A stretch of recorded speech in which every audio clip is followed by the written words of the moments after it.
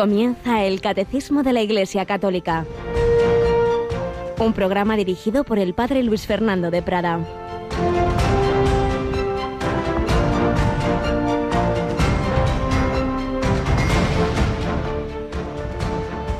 Todo el que por mí deja casa, hermanos o hermanas, padre o madre, hijos o tierras, recibirá 100 veces más y heredará la vida eterna.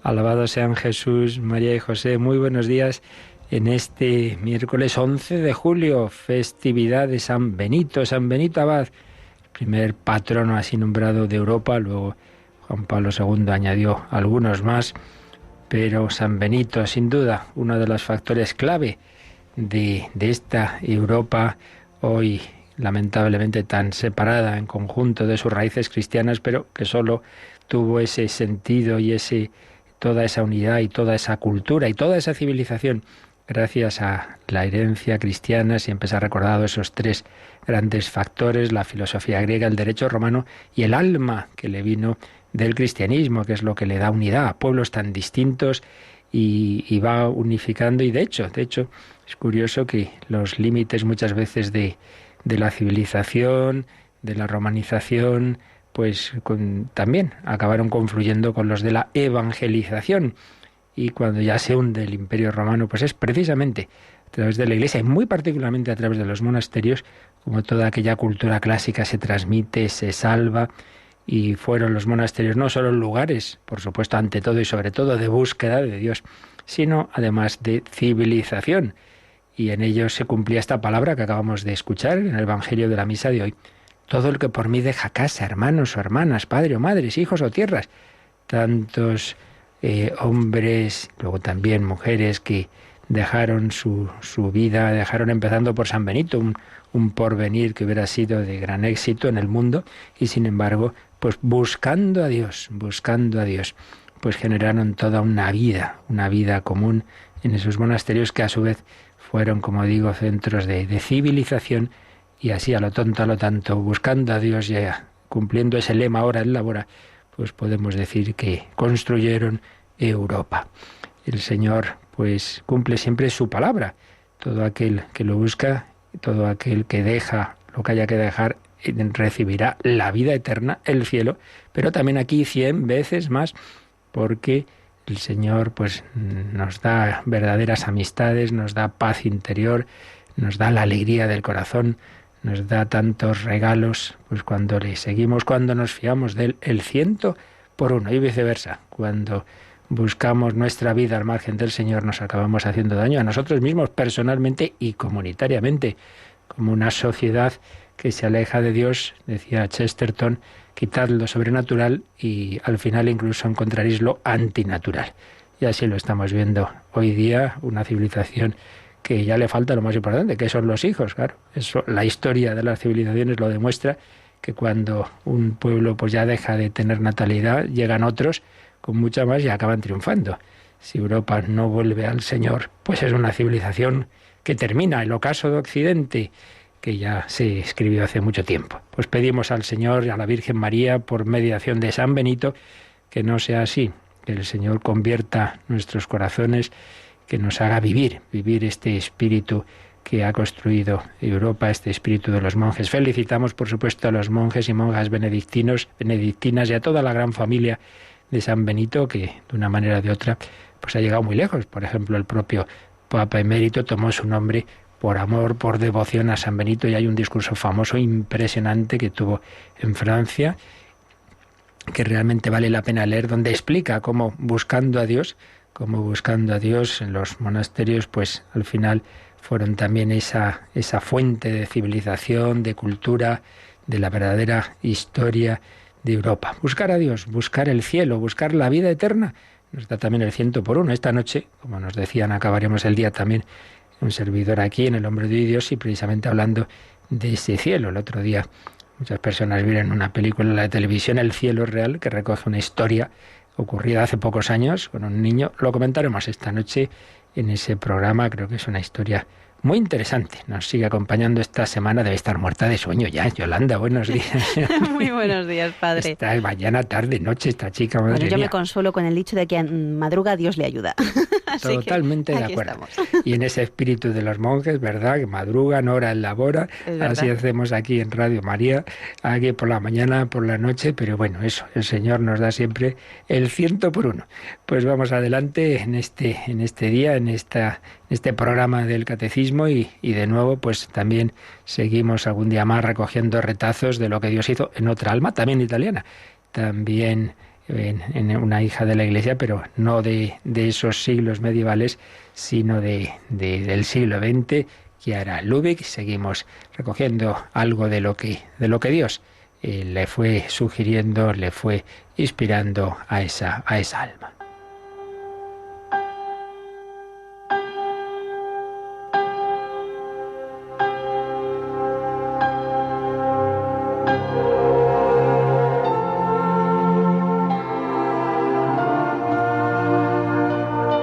Pues veíamos algunos rasgos de esos comienzos de la experiencia mística de Chiara Lubich, según sus escritos, sus cartas, recogidos en una publicación reciente, Mar de Llama, de José María Quintas. Y lo hacemos también porque, aunque cada alma tiene un camino personal, pero muchas cosas en el fondo, de una manera o de otra, pues valen para todos. Y, por ejemplo, como iba descubriendo Chiara Lubich, que estamos hechos para vivir habitados por Dios, para vivir en esa intimidad con la Santísima Trinidad. Escribía así Chiara: en nuestro corazón hay una delicada nostalgia del infinito, de un ideal del que el corazón pueda decir estoy lleno. Tenemos la mente ávida de la verdad, de esa verdad que no tiene ocaso porque es vida. Estaba percibiendo lo que había afirmado muchos siglos antes San Agustín: la verdad habita en nosotros. No siempre se enseñaba esto. En su ambiente religioso tradicional, pues sí, había prácticas de piedad, obras buenas, obras externas, pero no se insistía tanto en esa experiencia interior. Y siempre está ese peligro cuando nos quedamos en las prácticas de una religiosidad que puede aparecer como una carga, hay que hacer esto, lo otro, y no en una fuerza que libera, porque el Señor nos da su presencia, el reino de Dios dentro de nosotros. Seguían cayendo las bombas en esa Segunda Guerra Mundial, la destrucción, y sin embargo, Chiara tomaba conciencia de lo válido para siempre, eterna la palabra de Dios que para nosotras, ella y sus compañeras, es amor, incluso y sobre todo cuando nos muestra la vanidad de todo. Pues sí, veía el fuerte contraste entre lo que sucedía afuera, donde todo era efímero, muerte, vacío, y lo que sucedía en su interior, donde la verdad se abría paso y la llenaba en la medida que ella amaba. Escribía: no hay caridad sin verdad, porque la caridad es la verdad realizada. Fijaos qué profundo. La caridad es la verdad realizada, claro. En Dios se une todo. Dios es verdad y amor. Si recibimos el Espíritu Santo, recibimos la verdad que nos lleva a vivir en la caridad. ¿Qué hay que hacer para ello? Pues una cosa muy importante, la escucha de la palabra de Dios. Ahí le escribe a una compañera: hay que ponerse a escuchar sus palabras y a ponerlas en práctica. Sus palabras, no las de otros libros, todas diluidas, en lugar de oro puro, vida pura, amor puro, como las palabras de Él, y actuar, porque el que obra la verdad se acerca a la luz. Bueno, esto es también muy importante. ¿Cuántas cosas leemos, oímos, y no tenemos tiempo para coger la Biblia? No tenemos tiempo para cada día leer un poquito, meditar el Evangelio. Esto es absolutamente fundamental. Amor y verdad coinciden, y Chiara veía que el Evangelio era su fuente de luz y de amor. En las palabras de una santa mística, Santa Matilde Hackenborn, encontró Chiara la confirmación de lo que estaba acaeciendo en su corazón. En ninguna parte podrás encontrar amor más claro que en las palabras del Evangelio, porque nunca se han encontrado otras que expresen un amor más fuerte y más tierno. Pues sí, como también diría Santa Teresita, los últimos años de su vida el único libro que la alimentaba era el Nuevo Testamento. Pues también aquí a Dios se le manifestaba en la Sagrada Escritura, no en la inmersión en un absoluto impersonal y trascendente. Hoy mucha gente sí dice ser muy espiritual, es una espiritualidad que no lleva a una relación personal con Dios. No, Jesús era la fuente de su contemplación, como para nuestra Teresa de Jesús, la humanidad de Cristo. Seamos evangelios vivos, escribe, palabras de vida, otros tantos Jesús.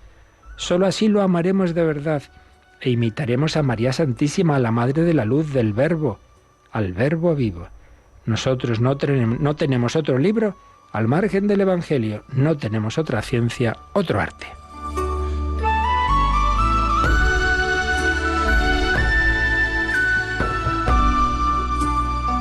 Pues qué importante. Por eso, Radio María, cada mañana leemos el Evangelio del día, luego lo medita el Padre Horta, pero todos nosotros debemos hacerlo, debemos meditarlo, vivir el Evangelio, traducirlo en acción con la caridad, palabra de vida.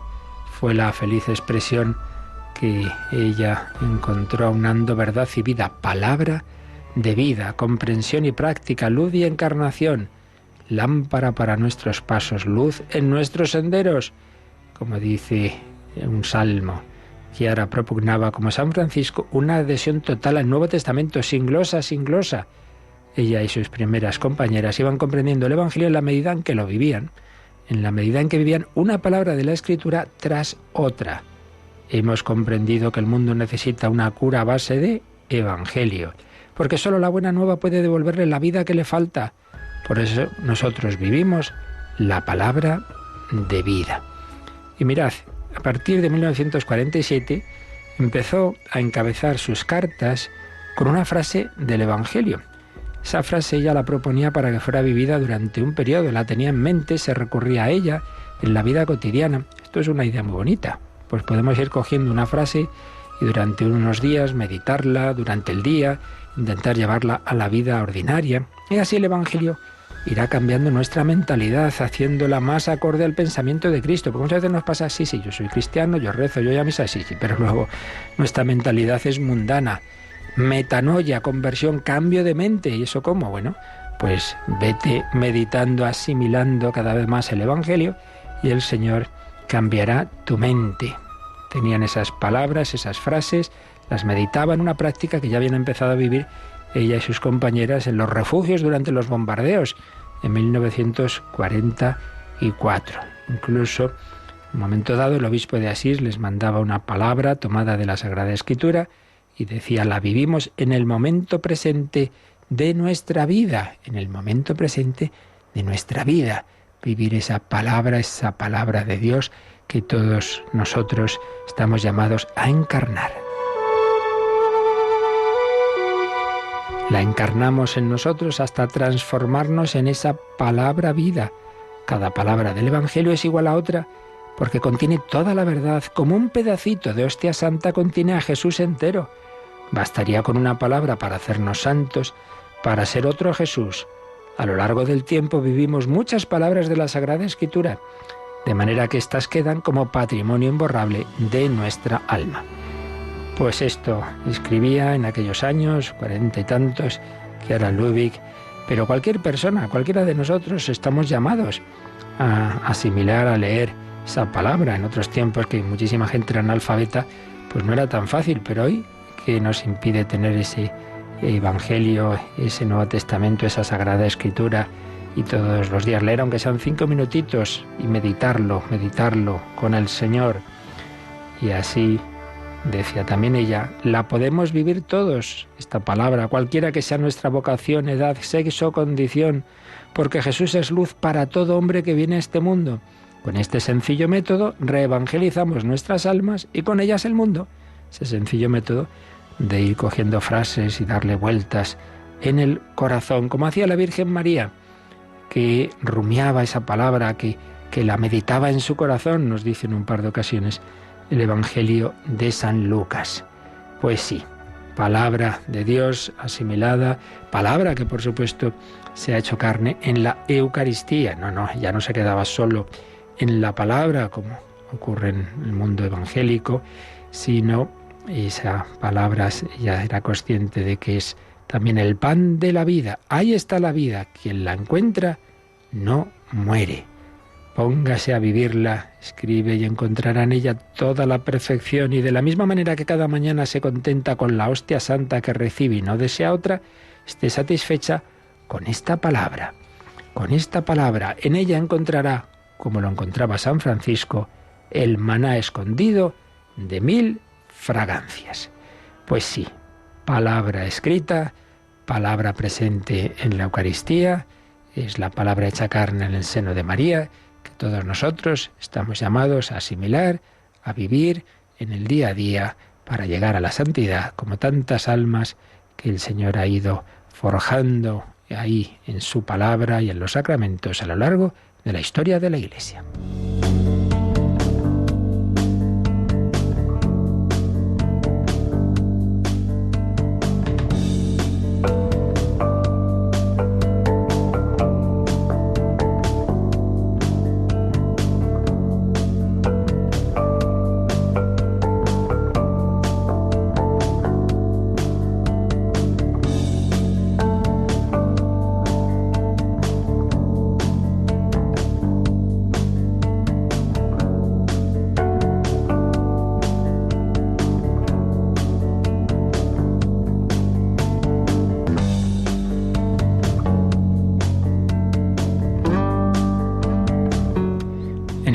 Está esa palabra, están los sacramentos, está la guía de la jerarquía. ¿Para qué? Pues siempre para el mismo fin, para llevarnos al destino a que Dios nos llama a todos, a la santidad. Santidad en esta vida siempre en camino, siempre imperfecta, pero que culminará en la santidad plena del cielo.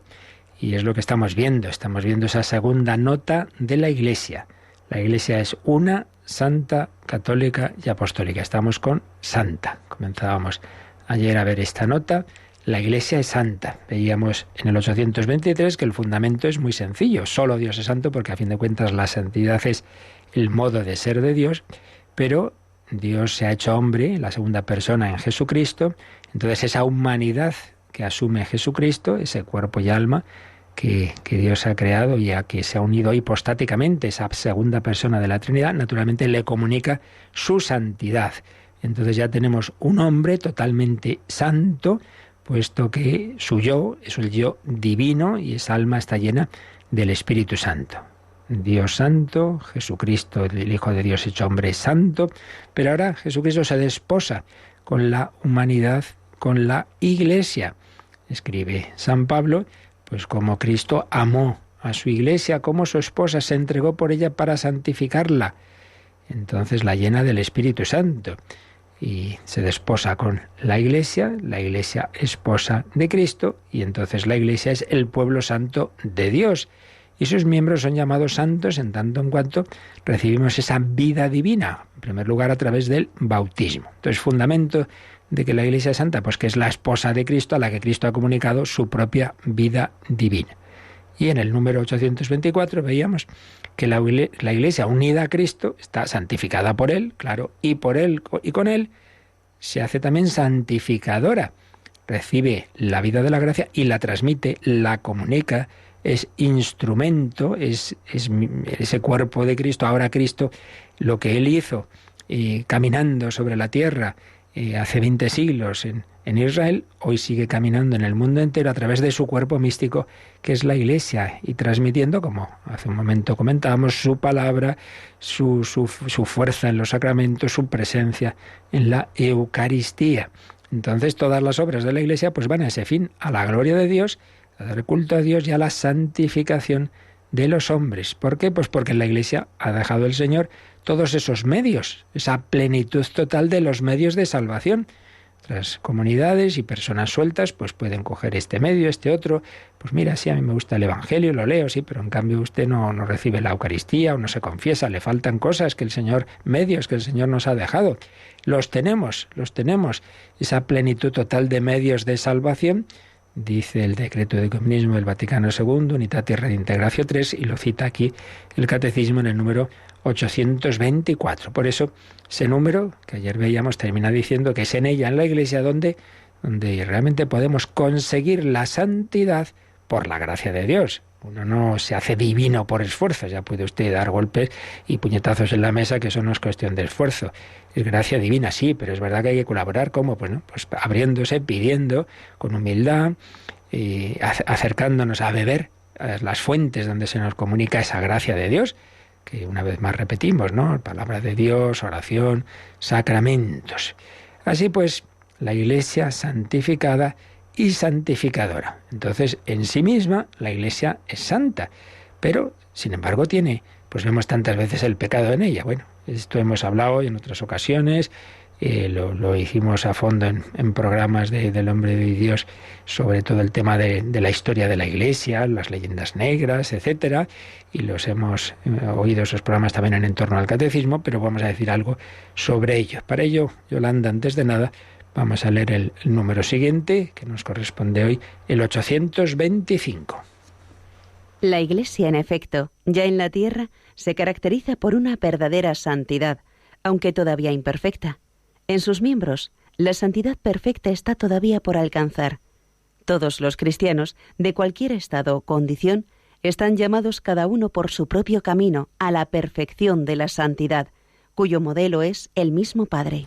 Bueno, pues un número muy importante, este 825, donde se nos dicen básicamente dos cosas. La primera o la segunda que hemos leído en realidad, pero digamos en un sentido de orden ideológico sería la primera, es que todos los cristianos, dado que hemos recibido la vida divina, la vida de Cristo en la Iglesia, pues estamos llamados a que esa vida crezca. Es como un niño pequeño, el niño ya es persona humana, no faltaría más, sí, claro, pero tiene que madurar, tiene que desarrollarse, hay que educarlo, tiene que recibir cultura, etcétera. Si no, pues vale, era una persona humana en potencia de muchas cualidades y se ha quedado en la mitad de la mitad, o si no es alimentado, pues el pobre se queda ahí esmirriado, ¿no?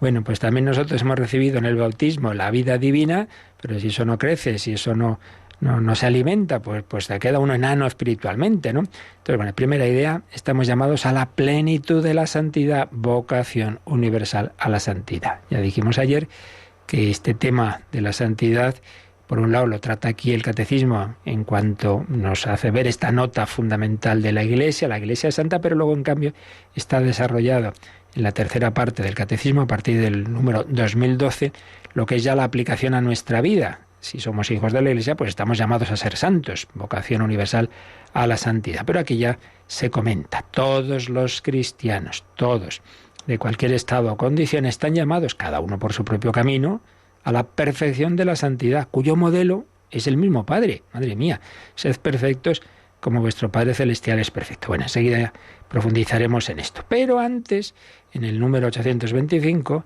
se nos ha dicho que sí, que eso es así, pero por otro lado, dice, la Iglesia, ya en la tierra, antes de llegar al cielo, se caracteriza por una verdadera santidad, aunque todavía imperfecta. En sus miembros, la santidad perfecta está todavía por alcanzar. Pues claro, esto es como bueno, todo el proceso educativo. Pues este niño es muy listo, es listísimo. Entonces nada, ya le ponemos a hacer ejercicios de quinto de carrera. Oiga, que tiene 12 años, hombre, muy listo, pero en fin, póngale usted lo propio, a lo mejor un año más, ¿no? O 2 más, pero no puede de repente saber todo lo que sabrá con 20 y tantos años, ¿no? Tranquilo. Pues el Señor también nos va santificando progresivamente. Bien, esto ocurre en la Iglesia. La Iglesia tiene una verdadera santidad, claro que sí. Ha engendrado miles, millones de personas santas, de las cuales solo unas poquitas están canonizadas, pero Dios sabe que hay muchísimos más y todos nosotros conocemos personas a las que realmente el Señor ha ido santificando en su vida. Pero, ciertamente, esto es un proceso y muchas veces no nos dejamos santificar. Tenemos ahí la fuente, la fábrica, digamos, de santidad, pero, dice, la santidad perfecta está todavía por alcanzar. Estamos en camino. Y esto es lo que puede dar pie muchas veces, sobre todo cuando los enemigos de la Iglesia pues resaltan los aspectos negativos y los hijos de la Iglesia que han actuado mal, o momentos históricos en los que el contexto histórico pues hacía habitual determinadas prácticas, entonces se achacan como si fuera cosa de la Iglesia. Si no era de la Iglesia, es que es lo que en aquel momento parecía lo normal. Y hay una reflexión interesante que me parece que vale la pena recoger del padre Luis González Carvajal cuando habla de la Iglesia. Cuenta una anécdota que dice que les gusta contar a los judíos. A un rabino le dijeron que había llegado el Mesías. Hombre, ha llegado el Mesías. Entonces él abre la ventana, mira a la calle, se vuelve de nuevo y dice, pues no es verdad, porque no veo que haya cambiado nada. Entonces, comenta un autor, y lo recoge González Carvajal, que el judío sabe demasiado de la irredención del mundo y no reconoce en medio de esta irredención ningún enclave de salvación. La concepción de un alma redimida en medio de un mundo irredento, es decir, de un mundo que no ha recibido, que no quiere, que no se deja salvar, sino que vive en el pecado, la concepción de un alma redimida en medio de un mundo irredento resulta para él algo esencialmente extraño. ¿Qué quiere esto decir? Pues que, en general, los judíos se imaginaban que el reino de Dios caería repentinamente sobre el mundo y acabaría con todo el mal, por las buenas o por las malas. Entonces, claro, como uno ve que sigue habiendo mucho mal en el mundo, dice, pues ya está, no, el Mesías no ha venido. Bueno, más despacio, que Dios respeta los ritmos de la historia. Recordemos las parábolas del crecimiento, la semilla que va creciendo poco a poco, lo que siembra el sembrador, que da más o menos fruto o ninguno. Pero el que veamos que Dios actúa así no quiere decir que no esté ya esa santidad en medio del mundo y que no vaya habiendo muchas personas a las que Dios va santificando, claro que sí. Y no solo personas individualmente, sino comunidades.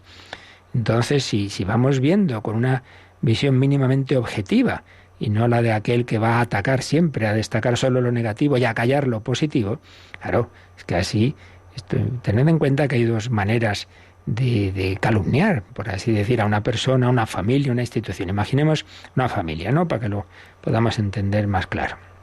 Entonces, claro, en toda familia, si miramos unas cuantas generaciones o familias amplias que antes eran más frecuentes, pues bueno, hay gente estupenda, buena, regular y siempre algún perdido por ahí. Y claro, una persona se dedicara a hacer una valoración de una familia y solo dijera, fíjate, ese un borracho, el otro derrochó, el otro engañó, oiga, ¿y todos los demás? ¿De eso no dice nada? Bueno, pues a lo mejor lo que dice de las cosas negativas pudiera ser verdad, o probablemente exagerado, pero vamos a suponer que es todo verdad. Oiga, pero ¿y todo lo demás? Bueno, pues eso, a lo largo de 20 siglos, con millones y millones y cientos y miles de millones de personas que han formado la Iglesia, pues claro, desde luego podemos encontrar muchísimas personas malas y muchas cosas, claro, oiga, y todo lo demás, que es muchísimo más. A mí me llama la atención que cuando por la mañana en Radio María nos dice Yolanda los santos del día, y no es que no conozco a casi ninguno.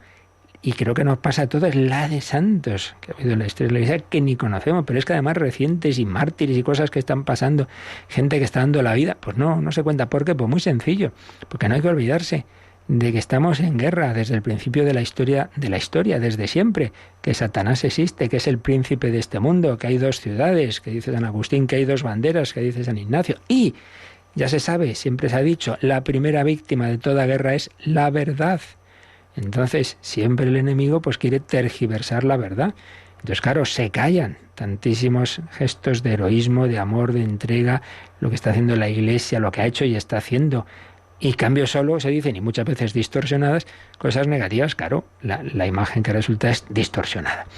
Pero no es así. Si miramos, ya digo, con un mínimo de objetividad, vemos cómo no solo personas santas que siempre ha habido, sino cómo el Evangelio ha ido generando comunidades cristianas en las que hay una santidad imperfecta, pero desde luego real. Fijaos que ya cogemos las primeras comunidades cristianas en los Hechos de los Apóstoles y cómo se nos va contando, aunque sean sumarios así, digamos, escuetos y idealizados, pero que recogen algo verdadero. Todos los creyentes vivían unidos, lo tenían todo en común, vendían sus posesiones, repartían el dinero entre todos. Pues esto se fue dando, como se fue dando ese cambio de actitud en aquella sociedad en que tiraba a los niños pequeños que nacían con malformaciones, que trataba de mala manera como animales a los esclavos. Pues en ese mundo, escribir como San Pablo en Gálatas 3:28, ya no hay esclavos ni libres, o lo que le escribe en la carta a Filemón, pues era Era un contraste total. Fijaos que fueron siendo frecuentes cada vez más esclavos ordenados sacerdotes, incluso obispos, incluso papas. Si habéis estado en Roma, una de las visitas típicas son las impresionantes catacumbas de San Calixto. ¿Quién era San Calixto? Un esclavo fugitivo de su amo, por el que fue condenado a trabajar en las minas de plomo de Cerdeña el año 188, bueno, pues fue elegido papa, obispo de Roma, el año 217, por una gran mayoría frente a otro candidato que era un culto y eminente teólogo, Hipólito de Roma, ni más ni menos. Bueno, pues ahí estuvo de papa del 217 al 222 hasta que le pillaron ahí en las catacumbas celebrando misa y se lo cargaron. Catacumbas de San Calixto, un esclavo hecho papa. Bueno, eso desde luego no lo hacían en otros ámbitos. Esto es lo que genera la Iglesia. Y claro, por eso uno de aquellos enemigos de la Iglesia, Celso, reprochaba a los cristianos precisamente esto, que su manera de vivir y eso de valorar a los esclavos y tal, decía que eso era, claro, era una rebelión, claro, eso rompía las costumbres. Pues sí, desde luego. San Juan Crisóstomo escribirá: en la Iglesia no hay diferencia entre el esclavo y el libre, el extranjero y el ciudadano, el anciano y el joven, el sabio y el simple, el particular y el príncipe, el hombre y la mujer. Por eso podemos decir, con una expresión de Gerard Löffing, que las comunidades cristianas eran sociedades de contraste, y lo son siempre, y deben serlo, es decir, capaces de mostrar a todo el mundo que donde hay un cristiano hay una humanidad nueva, con todos los límites que quieras, una humanidad nueva. Pasó lo viejo, todo es nuevo, que dice San Pablo. Amenazados de mundanización, sí, porque vivimos en este mundo y ahí se nos va metiendo y el demonio, insisto, pues existe y tienta, claro que sí, pero a pesar de todo, Dios actúa y genera santidad en la Iglesia. Santidad imperfecta, pero santidad real. Pues vamos a glorificar a Dios, solo tú eres santo, solo tú, Señor, de nuevo en las voces de estos jóvenes franceses del centro de la Iglesia de Lyon, un espíritu alegre y carismático. Solo tú eres santo, Señor. Tu es saint, Dieu de l'univers. Tu es saint, Dieu de l'univers. Hosanna au plus haut des cieux, au plus haut des cieux.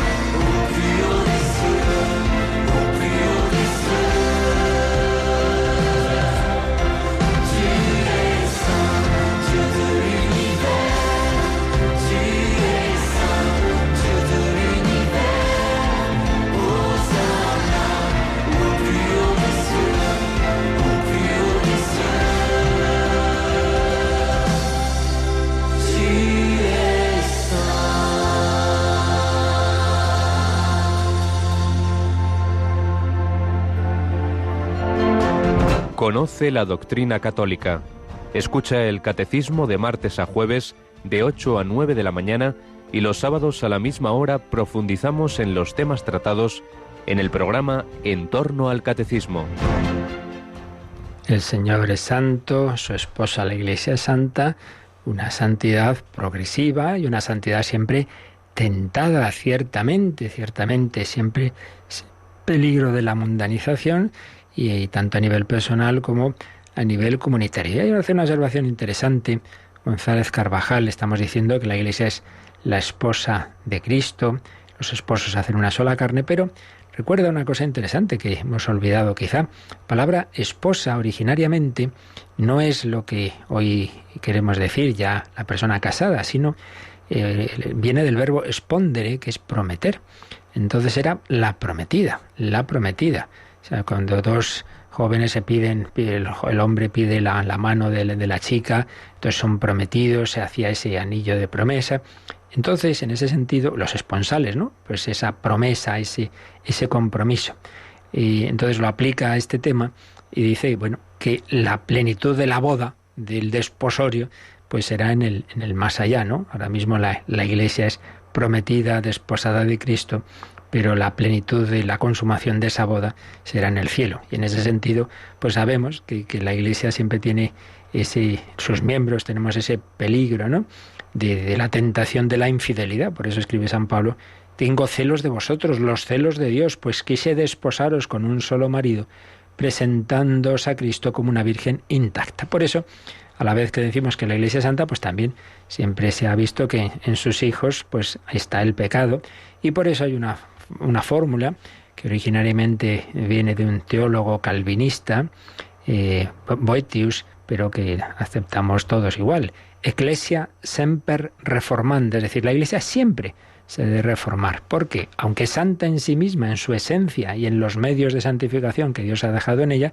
sin embargo, claro, sus hijos muchas veces no nos dejamos transformar por lo que está en esos medios, y en cambio pues nos dejamos llevar de las tendencias que también tenemos. Porque claro, en todos nosotros, no lo olvidemos, hay una lucha entre el Espíritu Santo y las heridas que llevamos en nuestro corazón, la concupiscencia, que teológicamente llama así el Concilio de Trento, es decir, esa inclinación al pecado, que procede del pecado y nos lleva al pecado, aunque en sí misma no sea pecado.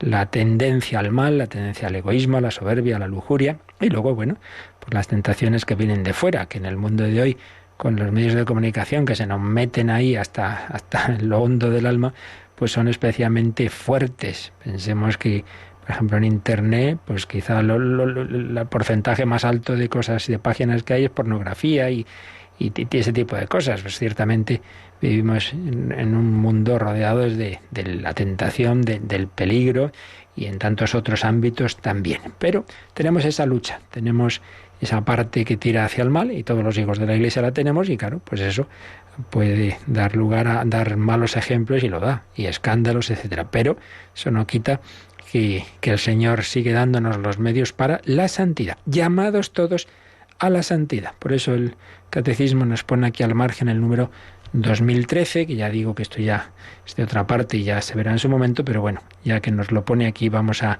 recordar este aspecto. Todos nosotros, como hijos de la Iglesia, debemos vivir la vida que Dios nos da en la Iglesia, la santidad, llamados a la santidad. Leemos, Yolanda, este 2013.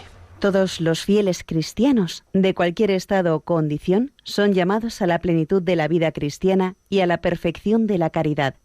Todos son llamados a la santidad. Sed perfectos como vuestro Padre Celestial es perfecto. E insiste en ello, pues poniendo un párrafo de la Lumen Gentium 40 del Vaticano II. Para alcanzar esta perfección, los creyentes han de emplear sus fuerzas, según la medida del don de Cristo, para entregarse totalmente a la gloria de Dios y al servicio del prójimo. Lo harán siguiendo las huellas de Cristo, haciéndose conformes a su imagen y siendo obedientes en todo a la voluntad del Padre. De esta manera, la santidad del pueblo de Dios producirá frutos abundantes, como lo muestra claramente en la historia de la Iglesia la vida de los santos. Pues aquí lo tenemos resumido, la gran afirmación del Vaticano II, Lumen Gentium 40, todos los fieles, todos, de cualquier estado o régimen de vida, casado, soltero, viudo, religioso, sacerdote, todos son llamados a la plenitud de la vida cristiana, no hay que darse a medias, y a la perfección de la caridad, porque como ya veremos, la esencia de la santidad es la caridad, claro. Si hemos dicho que la santidad es el modo de ser de Dios y Dios es amor, pues obviamente la plenitud de la santidad es la perfección de la caridad. Todos son llamados a la santidad, sed perfectos como vuestro Padre Celestial es perfecto. Y para ello dice que los creyentes pues estamos llamados a seguir las huellas de Cristo, a irnos pareciendo a Él, a obedecer la voluntad del Padre. En definitiva, la santidad es hacer la voluntad de Dios. De esta manera, la santidad del pueblo de Dios producirá frutos abundantes, como lo muestra claramente en la historia de la Iglesia la vida de los santos. Repito, es que, bueno, harían falta enciclopedias enteras para recoger un poco de la vida de cada persona santa en la historia. Conocemos unos poquitos, así más famosos, pero son muchísimos, muchísimos. Por un lado, pues, plenitud de la vida cristiana, realmente Dios ha hecho a lo largo de la historia y sigue haciendo, sacando muchos santos en su iglesia. Pero por otro lado, repetimos, siempre en camino. Nos ha dicho el 825 que en los miembros de la iglesia la santidad perfecta está todavía por alcanzar. Y en este sentido viene bien también recordar lo que nos dice el Papa Francisco precisamente en la exhortación apostólica sobre la llamada a la santidad en el mundo actual, Gaudete et Exsultate, cuando habla de dos peligros especialmente actuales, uno de ellos el neopelagianismo. Entonces nos habla de este aspecto de que esto es un proceso, de que no podemos pretender, ya está, he decidido ser santo, ya soy santo. Hombre, no. Dice el Papa en el número 49 de Gaudete et Exsultate, se pretende ignorar que no todos pueden todo y que en esta vida las fragilidades humanas no son sanadas completa y definitivamente por la gracia. La persona pues tiene tal defecto, tiene tal problema, incluso a veces un tema psicológico, tiene una conversión fuerte, tiene un encuentro con Dios, toma en serio su vida cristiana. Entonces eso quiere decir que ya en 3 meses se le han quitado todos los defectos. Pues no. Muchos santos lo vemos, que el Señor deja hasta el final de su vida algo que les chincha, que les humilla. Lo mismo San Pablo lo dice, ¿no? Le he pedido al Señor que me quite un aguijón que tengo en la carne. La verdad es que no sabemos muy bien a qué se refería, pero siempre se ha visto, pues entre otras cosas, esta posibilidad, ¿no? De esas limitaciones que Dios nos deja. Y el Señor me ha dicho, no te lo quito, te basta mi gracia. En esta vida las fragilidades humanas no son sanadas completa y definitivamente por la gracia. Entonces, ¿qué hay que hacer? Pues dice el Papa, recuerda lo que decía San Agustín, tú haz lo que puedas y pide a Dios lo que no puedas. Señor, dame lo que me pides y pídeme lo que quieras. Tú pídeme lo que quieras, pero dámelo, porque yo por mí mismo no tengo fuerza. Y en el número 50 dice que nos falta muchas veces un reconocimiento sincero, dolorido y orante de nuestros límites. Pues sí, quiero ser santo, pero madre mía, esta soberbia, esta ira. Y el no reconocer nuestros límites impide precisamente a la gracia actuar mejor en nosotros. No deja espacio a la gracia para ese bien posible. Entonces, tú reconoce tu fragilidad y pide perdón y pide ayuda. La gracia, precisamente porque supone nuestra naturaleza, no nos hace superhombres de golpe. Pretenderlo sería confiar demasiado en nosotros mismos. O sea, por eso, mira, hay un principio de vida espiritual muy sano, que yo le oí mucho a un gran maestro de vida espiritual, el padre Luis María Mendizábal, y que a su vez he repetido muchas a mí mismo y a los demás, que creo que nos viene muy bien. Ni hacer la paz con las faltas, ni perder la paz por ellas. No hacer la paz con las faltas, no decir, bueno, yo soy así, os fastidiáis. Yo tengo mal genio, pues sale, os fastidiáis. Hombre, no hagas la paz con tus faltas. Cada día, Señor, ayúdame, venga, dame mansedumbre, haz lo que puedas. Pero tampoco perder la paz por ellas. ¡Ay, qué desastre! Otra vez me enfado, es que no tengo remedio. ¿Para qué intentarlo? Hombre, no pierdas la paz. Venga, Señor, ya sabes cómo soy, perdóname, pido perdón a ti, a quien haya ofendido, y venga, vamos a seguir trabajando. Poco a poco, con humildad. Dice Gaudete et Exsultate 50, si no advertimos nuestra realidad concreta y limitada, tampoco podremos ver los pasos reales y posibles que el Señor nos pide en cada momento, después de habernos capacitado y cautivado con su don. La gracia actúa históricamente y de ordinario nos toma y transforma de una forma progresiva. Claro, pues esto lo hace con nosotros individualmente y con las comunidades y con la Iglesia misma. El Señor va actuando poco a poco, como la semilla, esa parábola de la semilla que va creciendo lentamente. Por ello, si rechazamos esta manera histórica y progresiva, de hecho podemos llegar a negarla y bloquearla, aunque luego la exaltemos con nuestras palabras. Pues leer despacito, meditar, estamos haciendo también en otro programa de Radio María, esta exhortación Gaudete et Exsultate nos hace mucho bien, porque nos da indicaciones prácticas, concretas, sobre cómo llevar a cabo, cómo ir desarrollando esa vocación a la santidad que todos tenemos. Bueno, pues lo vamos a dejar aquí. Mañana veremos que precisamente el alma de esta santidad, como antes apuntábamos, es el amor, es la caridad. Pero vamos a dejarlo, porque teníamos por ahí alguna pregunta pendiente que tiene también que ver con esto y así pues también meditamos en toda esta materia tan rica, pero vamos a terminar recordando una vez más lo que rezamos, lo que cantamos en el credo, invocamos al Espíritu Santo y reconocemos a la Iglesia Santa, una santa católica y apostólica, y pedimos ese amor, esa caridad que el Señor quiere con ella llenar nuestro corazón. Meditamos todo esto y también ahora podéis hacer vuestras llamadas, vuestras consultas, como nos van a recordar.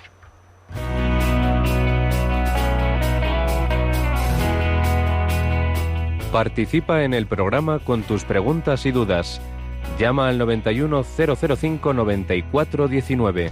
91005-9419.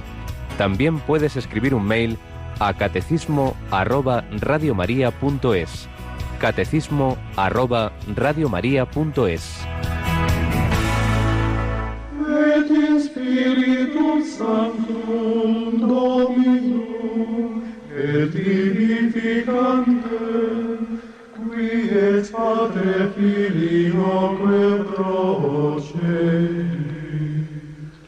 qui cum Patre et Filio simul adoratur et cum glorificatur, qui locutus est per profetas. Et unam sanctam catholicam et apostolicam ecclesiam conciterorum baptisma in remissionem peccatorum.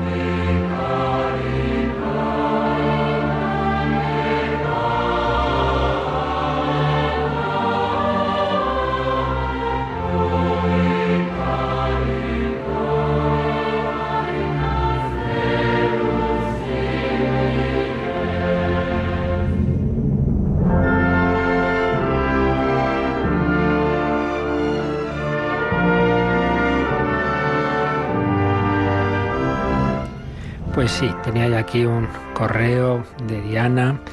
Dice, ¿por qué hay personas que se casan con facilidad y otras, con lo mucho que lo desean, no lo consiguen? Bueno, es una pregunta que desde luego es imposible dar una respuesta genérica. Yo conozco bastantes personas que bueno, viven de alguna manera esta situación y ciertamente a veces lo pasan mal. ¿Por qué?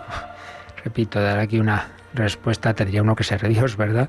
Para ver en cada caso, y en cada caso que conozco pues podría apuntar este motivo, este otro, pero bueno, vamos a decir dos o tres cosas generales que espero que puedan ayudarnos a todos. Por supuesto, en primer lugar, vamos a relacionar esto con lo que estamos viendo. O sea, uno no tiene que obsesionarse, yo tengo que hacer esto o lo otro en mi vida. Es verdad que en principio, salvo una vocación especial de vida consagrada, etcétera, en principio es la vocación general de género humano es el matrimonio, pero en principio no quiere decir necesariamente todo el mundo. Primero que hay que recordar es justo lo que acabamos de ver en el catecismo, que lo único seguro, definitivo, y que eso sí que tiene que ser el objetivo de nuestra vida, es la santidad, es llegar a Dios, es llegar al cielo. Eso es lo fundamental. Que luego, para ese fin, para llegar a ese objetivo, el camino sea el matrimonio, sea la vida sacerdotal religiosa, o vivir en medio del mundo en esta situación de la que el catecismo habla también, de una persona soltera, bueno, eso ya es relativo. Eso para empezar. Por tanto, nadie se considere su vida frustrada, pues porque fíjate, yo quería haberme casado y no he podido. Bueno, pues sigo. Tú has llevado una vida ordinaria, por un lado con Dios y por otro lado en relación con los demás, que ahí viene otro tema, ¿no? Pues una cosa ordinaria, porque en esto uno ve personas por un lado que vemos así, que tienen tal deseo de casarse con él. Y dice, es que esto no es sano, ¿no? Porque uno ve que están ahí a la caza y captura, y dice, pero si es que por ahí no va a salir nada bueno. Pero tampoco lo extremo contrario. Claro, uno vive encerrado, no conoce a nadie, hombre, pues claro, también hay que, digamos, poner los medios ordinarios de una vida social y ya está, y dejarlo en manos de Dios.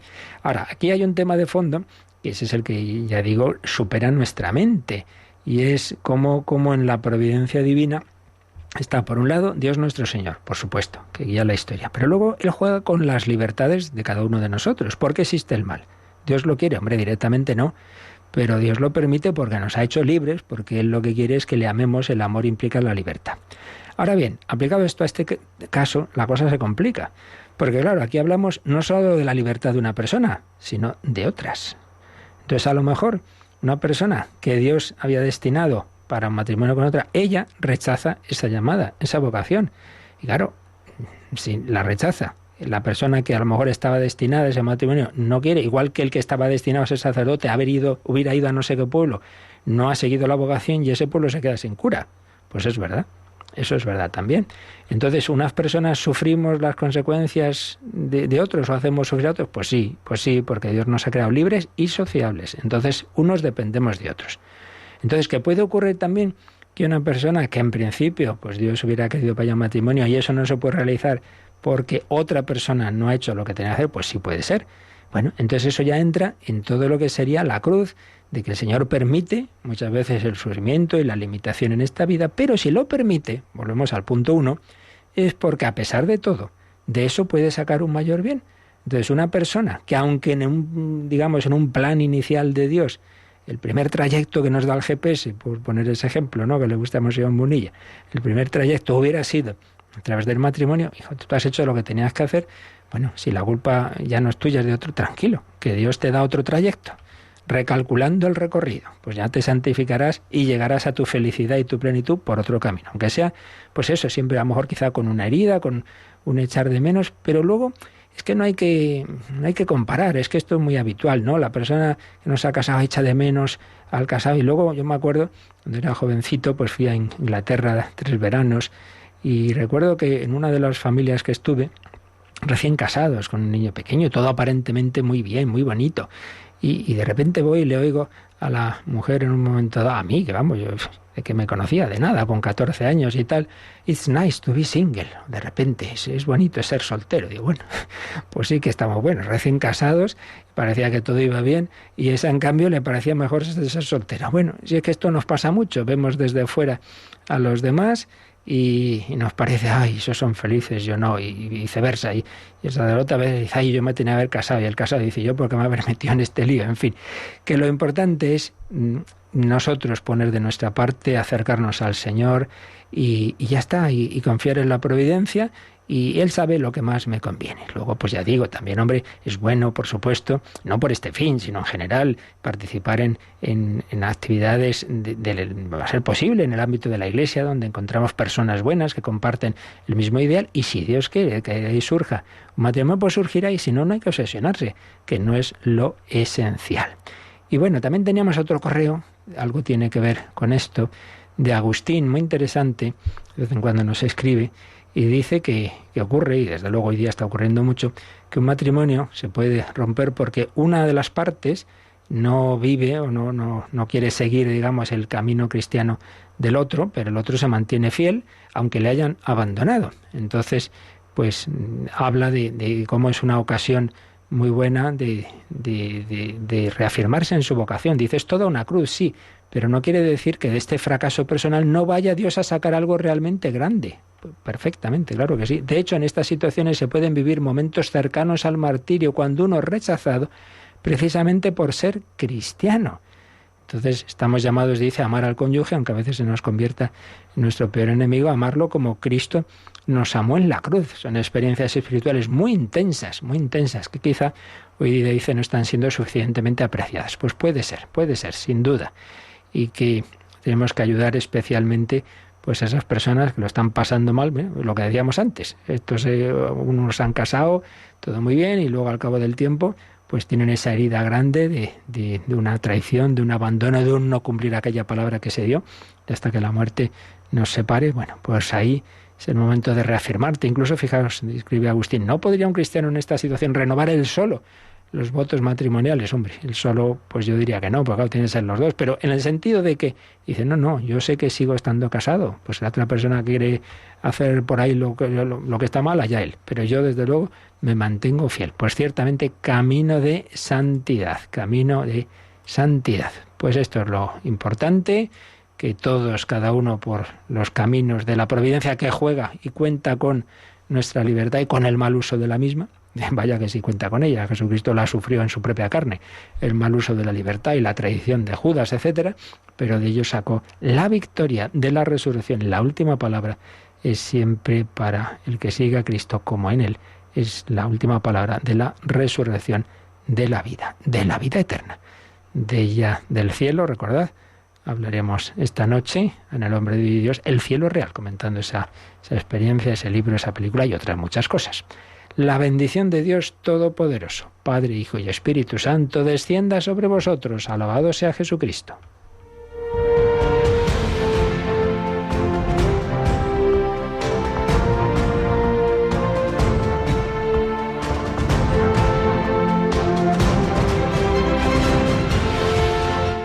Han escuchado en Radio María el Catecismo de la Iglesia Católica, un programa dirigido por el Padre Luis Fernando de Prada.